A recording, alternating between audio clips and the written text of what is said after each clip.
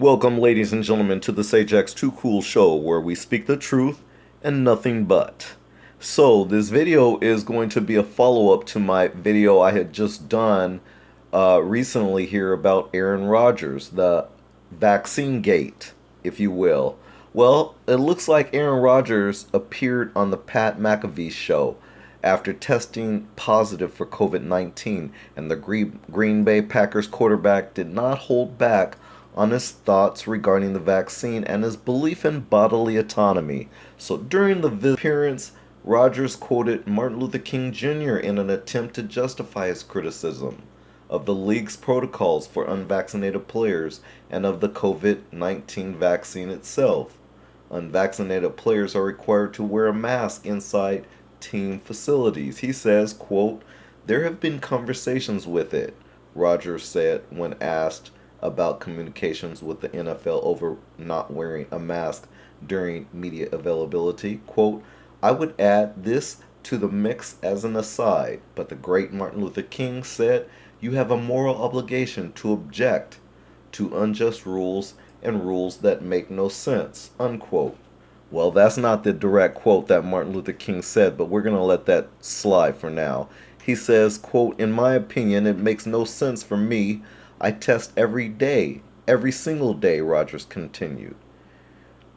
In letter from a Birmingham jail, Martin Luther King wrote, quote, "One has not only a legal but a moral responsibility to obey just laws.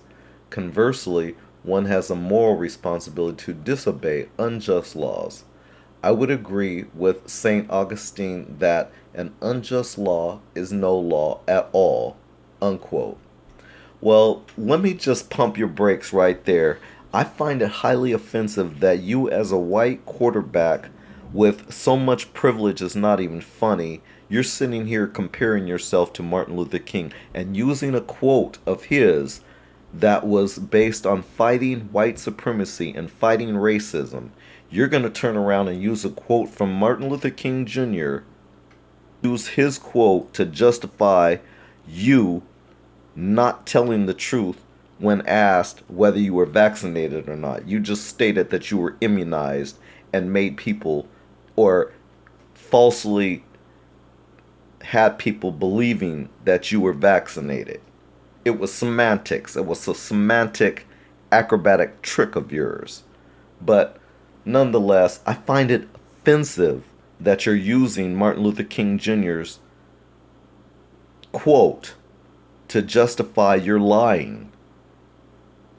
So, in all this vaccine gate surrounding Aaron Rodgers, one other thing happened. He also lost or severed ties with a Wisconsin healthcare provider.